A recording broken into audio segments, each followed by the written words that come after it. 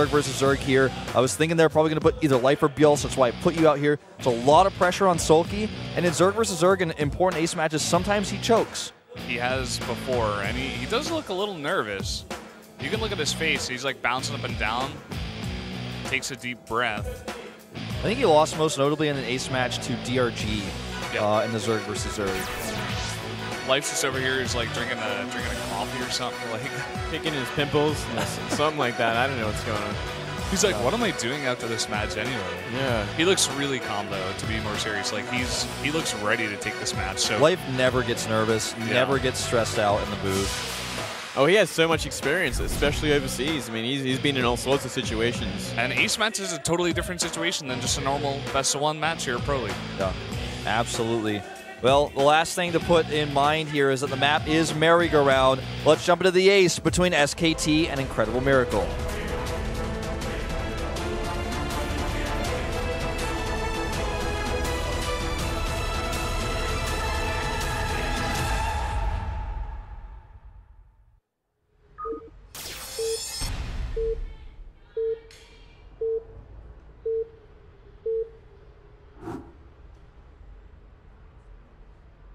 LTA는 SK텔레콤.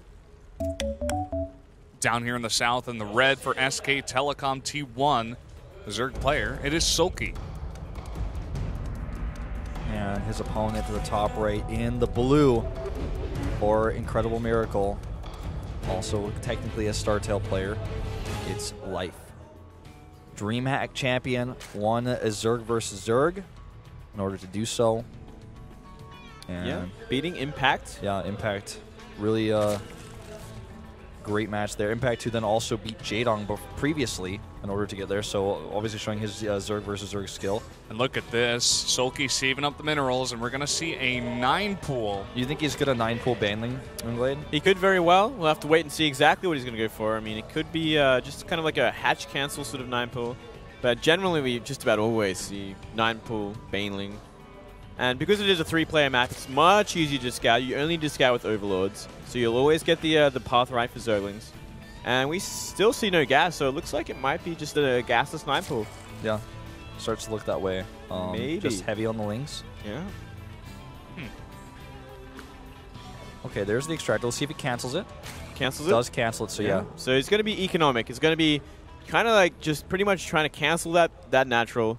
Do some damage on the drones, not try to kill or anything like that. So it's a reasonably kind of like more of a safe style. But I mean, at the same time, Life has gone for the perfect build for this. He's gone for a 15 hatchery, so he's going to have Zerglings out in time to kind of deal with this. Yeah, this is sorry, actually 15 pool, not a 15 hatch. pool, Yeah, 15 hatch, and this is going to be like basically the direct blind counter to what SoulKey has done. Yeah, well, I mean, it's like it's the build you do if you're expecting a 9 pool. Yeah. You go for the 15 pool, 16 hatch kind of build, and you'll have to pull some drones. I mean, to deal with this kind of 9 pool.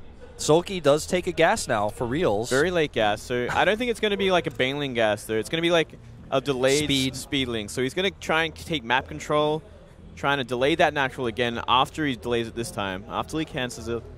You know, Life playing very safe in the game against Classic early on, going for the pool first on Sejong Station, a map with really long rush distance. And then again, on this map, he goes for that pool first. So yeah, definitely a safe player here, and it's going to pay off for him in the end. Yeah, this hatch will most likely have to be canceled. Well, I mean, it's going to depend on the drone micro. He's going to be pulling like maybe 1 or 2 drones for every Zergling.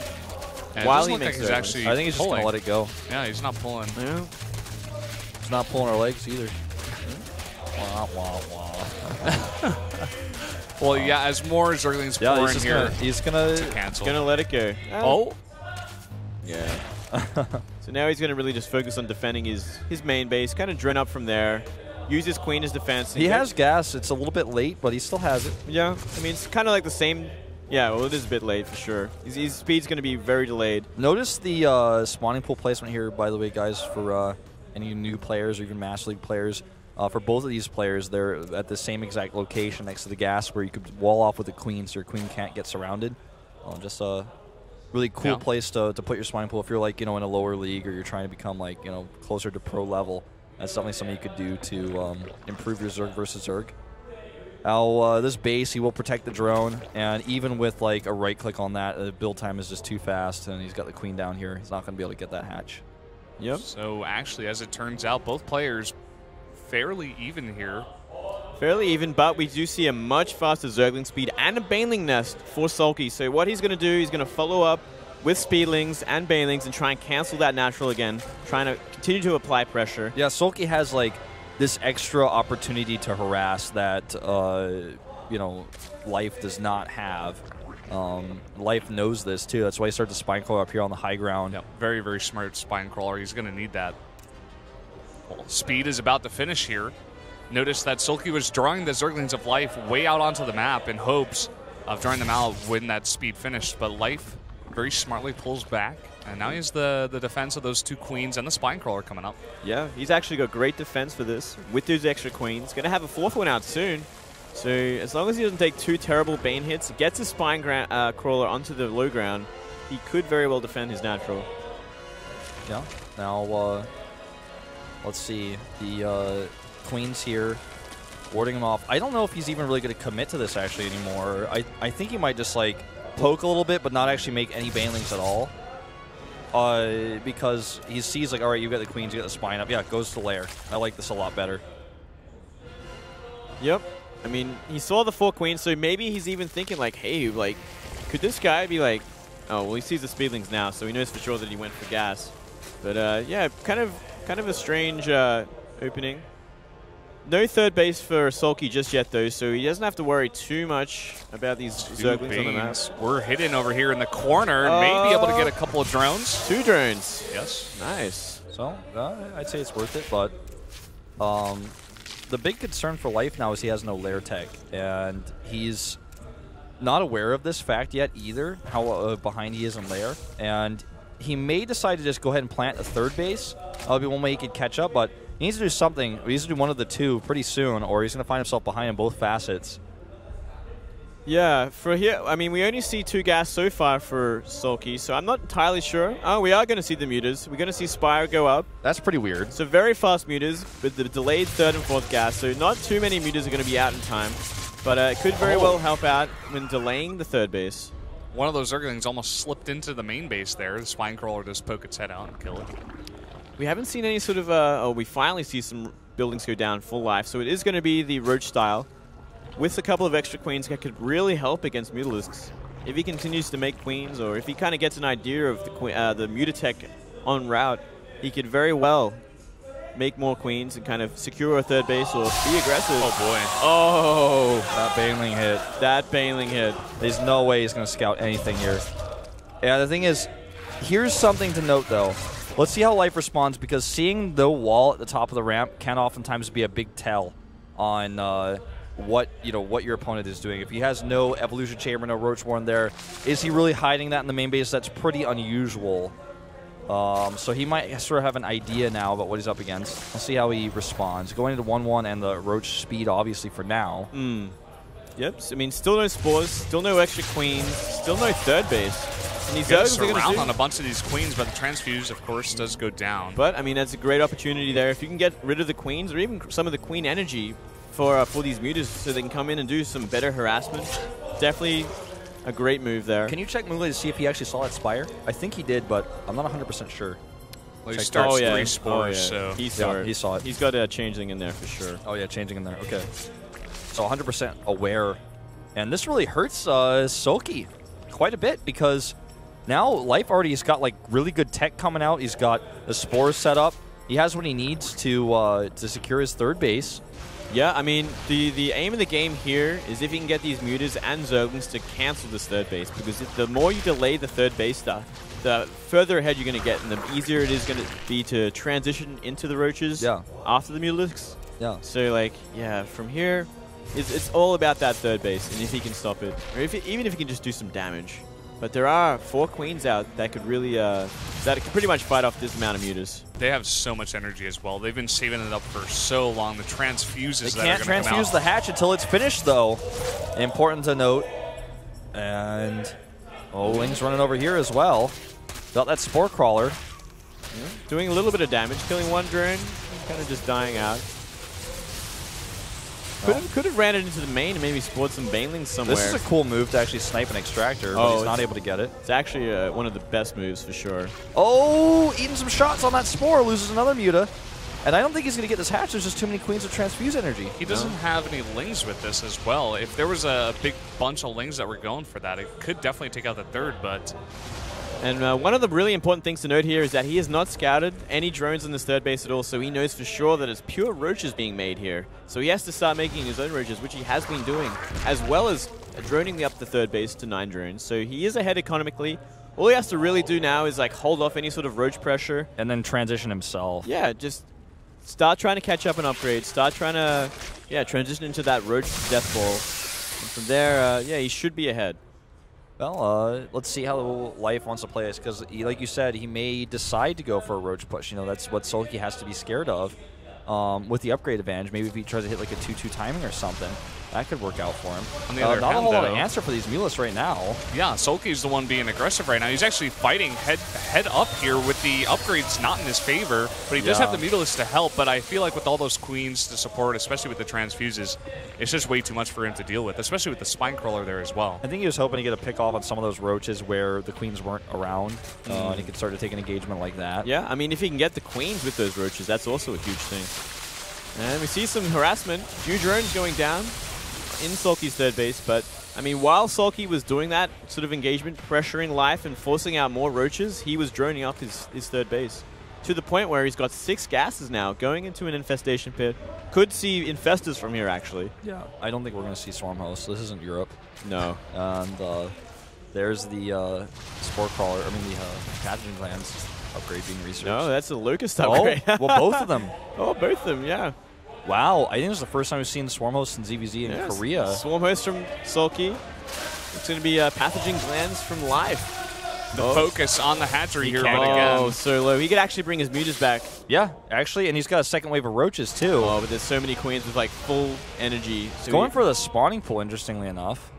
Yeah. Well, I mean, that is it's something. And it's also doing some bounce damage to those drones, actually. Yeah. Maybe that's why he attacks it, Kill some drones. I mean, it'll stop any sort of Queen production, too. I mean, pretty cheeky. It's pretty close to going down, but, you know, again, with the Queens in position here, has to be careful of those infestors popping out with enough energy for the fungal. Well, I kind of like going Swarm Host when you're ahead in this matchup, and upgrades are better for Life, but can you really engage against that many Locusts with roaches alone? With infestors even, it's not going to be like... Yeah, well, infestors are definitely not really the unit you want against Swarm Hosts. Yeah, not really helpful. I mean, if you can actually somehow fungal the Swarm Host, that's another story, but you're probably going to have a hard time getting that close to them. I don't think this is a bad rally. I thought I saw that shot for a second. I was like, oh, no. It's just protecting them with the roaches, moving them as close as you can. Yeah. Puts that rally right to the front door of Life space here, so... The patch did go through, by the way. I want to clarify this with you, Moonblade, where you can't actually abduct Broodlords anymore, right? Yeah, Broodlords are pretty much the best counter to this sort of Swarm Host, like, stalemate sort of situations, because, they cannot be abducted. They have the Frenzy ability. Yeah, the passive Overlords ability. have. Yeah. I mean, not Overlords, Ultralisk, yeah. I wish Overlords had that. But yeah, very important to note here. But it looks like he's going to be very aggressive with these Locusts, with these Swarm Hosts. Yeah, and I think let's see how Life responds. He's like, "Oh yeah, I've seen this on Reddit." Like, this game's going to go for 2 hours, right? Like, he was like, "Oh, this is what everyone was talking about in Europe." But I mean, there's definitely one thing to do is to kind of like maneuver around them, which Life is doing. And so these things, these Swarm Hosts get out of. Oh, he's going to go for the Evo Chambers. Oh, really nice move. Snipe the Queen, too. Good thing for Life, he did finish both of those 2-2 upgrades, so at least those are done. Yeah, actually, he could have done a lot more damage. He could have sniped the natural, could have sniped something in the main, could have sniped the Roach Warren, which would have been huge also. Yeah. But he's going to get the spawning pool and maybe some drones, but I feel like that was an opportunity kind of missed. Yeah, well, he's moved the whole army of Life out of position, and this could give him an opportunity to do some more with the Swarm Host. Yeah, in the meantime, he's taking his own 5th base here. Or rather, 4th base. 17 Hydras on the way here for SoulKey. I think he just really wants to do like almost like a kill move with his Locust now and just siege up. Roach 1 of life looks like it was killed and is being reproduced now. So that's a little bit of lost production time for him as well. That's kind of interesting. I think he automatically started making that when he just made a second one there. there. Because the first one, he thought it was going to get focused down. Okay. Yeah. Well, let's see this engagement. This could be a game-deciding engagement. In fact, one fungal does go down on these roaches. A nice catch here by Life. And he forces the Swarmos to actually get back. And it's at 35-19 roaches right now. Actually going to lose a few more of those roaches. The Hydras are there, but they need support for SoulKey. You know, if he just fights Hydras versus roaches while the roaches are actually doing their damage, then it's not going to be a good fight for him. But if the Locusts are up there in the front to tank with a few of his own roaches, then those Hydras can do their maximum damage. Oh, yeah. And we see a Hive coming up for SoulKey, so he's going to go for that 3-3 once again when he gets to it. But yeah, he didn't have his whole army together when he actually engaged there. It would have been a perfect engagement if all his Hydras were there, but they were only just finished making, and they were like kind of rallying to the rest of the army. These Locusts kind of have to be repositioned, or they're going to miss out on the big engagement. Yeah, actually, this could be a great moment, a great opportunity for Life. Here he goes. Good fungal here. Can he actually stop those Swarmos? A lot of these roaches are going to go into the main base of Life, but if he can actually isolate and kill these Swarmos, it's much more important. Good fungal here on the Hydras as well. Is this Life's opportunity? He's got a huge fungal again on 4 of those Swarm hosts as well. The Locust doing good to fight right now, but again, this is a really, really strong push out of Life right now. Wow, some miss rallies too, bringing some roaches back from the main base to kind of help out with these Hydras, but I mean, the back of the army's already been broken here, and the Remax is coming, but the base is, like, Life's in the middle of the base. He's camped, yeah, he's camped here a little bit. Now Hydras are actually going to get surrounded, though. The Roach is a little bit out of position. Good maneuver here by SoulKey, and that's going to, I think, allow him to clean this up with the Locust coming through. Drones fighting as well. Yeah, Locust doing so much damage. Beautiful positioning. Yeah, that was just the turnaround that he needed there in that fight. Good opportunity there by Life, a great game. Solid play, but it's not enough. GG. And notably, he typed GG in Hangul. Yep. Saw it. Second GG in Hangul. Second warning. Boom. We talk about this a lot, but they lose a point. Losing a point. That hurts. So now they lose actually 4-1. Wow. What a shame. Or 4-2. 4-2. Sorry. But still, it's you can't be losing points right now. It's a huge mistake there. But again, SoulKey very well played there in that GVZ. Really got to hand it to him. Oh, it's so rough that he typed the GG in Hangul, though. I gotta add at the end. I think it's just one of these things where you're just like frustrated. Oh, yeah, purely a frustration kind of GG there. You want to slam it out and just get out. It wasn't like Marine King style, though, where Marine King actually types the characters that represent GG. He typed like the characters that appear when you have your keyboard in the wrong input mode. Like that's GG